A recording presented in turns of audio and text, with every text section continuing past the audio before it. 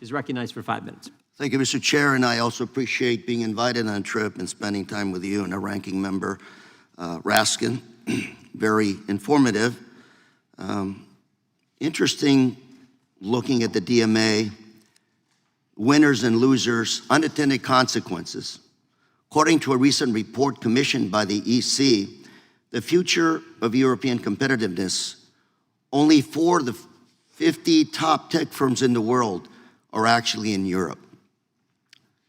As a Californian, I found it very interesting that a lot of the European entrepreneurs move out of Europe, move to the US, specifically California, to grow, and then possibly move back to Europe.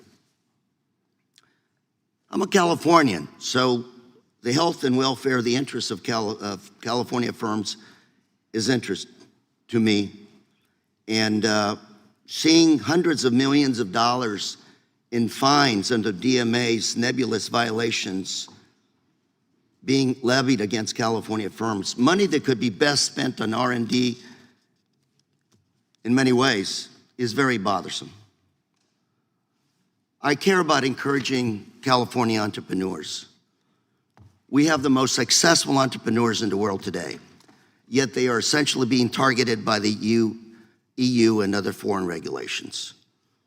California, this money is better, again, invested in creating jobs in California.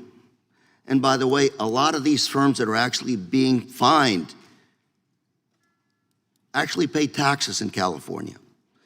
Today, California recently passed up Japan to become the 4th largest economy in the world.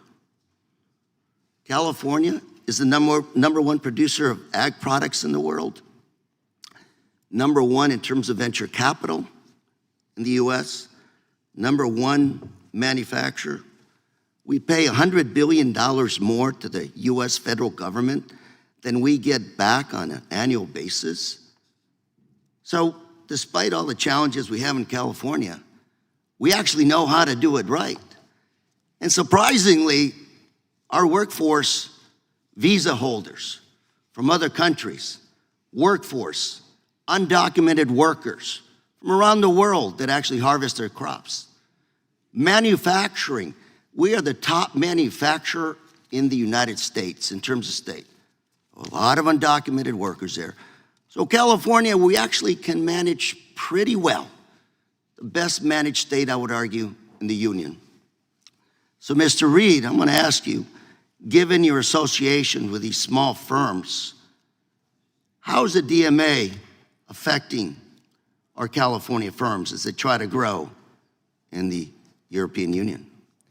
The ex-ante regulation creates barriers of entry. What do you mean by ex-ante? Explain that to me. In simple terms, it means that the European Union is determining the behavior before the bad act has happened. It's before it happens. So they're fining before the actual behavior? They're not just even fining, they're setting the rules by which you could be fined. The best way to think about it is they're saying, "Mother, may I?" If you remember the game Mother May I, they are asking companies to go forth and say, can we do this? And then the commission says, well, yes, you can, or yes, you cannot. We traditionally in the United States have taken an ex post, meaning, did you deceive someone? Did you lie? Did you cheat? Did you steal? And then you're punished. Unfortunately, the EU is taking a Mother May I approach rather than a punishment approach. And that harms California businesses because it makes it a lot harder to get in the door. Mr. Price, you're from Irvine. Sorry. Yes? Mr. Price? Yes. Tell me a little bit about Irvine. California firms and how the DMA. Okay. Well, Irvine, by the way, a lot of biotech, high tech. I think you might be referring to Professor K. Mr. K. I'm sorry, go ahead. Mr. K, Irvine. Yes. Yes, I teach at the University of California at Irvine. I actually wanted to respond to 2 of the points that you're making, in part because... You got about 20 seconds. Go. Thank you. In part because this hearing is entitled as one dealing with censorship, and we're spending quite a bit of time talking about defending companies. And 2 things I just wanted to mention. One is the DMA doesn't specifically discriminate against American companies any more than it does against California companies. And the second is that I think it's important to think about the other Mr. Price, what would you regulatory- say to that?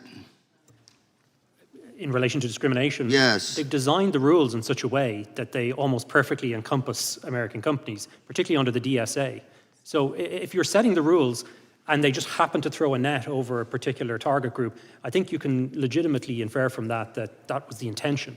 The intention was discrimination? The intention is to throw a dragnet over US companies and turn them into a The intention is discrimination against American firms. That's precisely what the outcome is. Thank you very much, Mr. Chair. And before I yield, I also have some articles I'd like to submit for the record, if I may. Yep.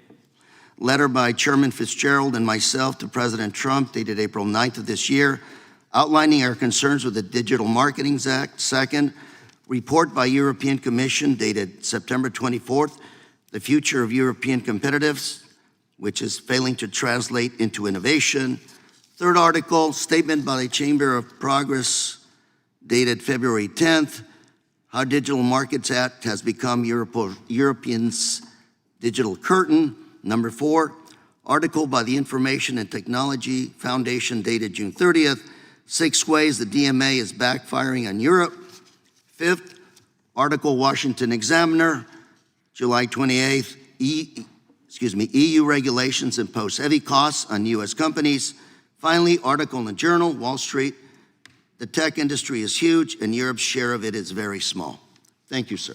Without objection. Thank you. Gentleman yields back. Gentleman from Texas recognized.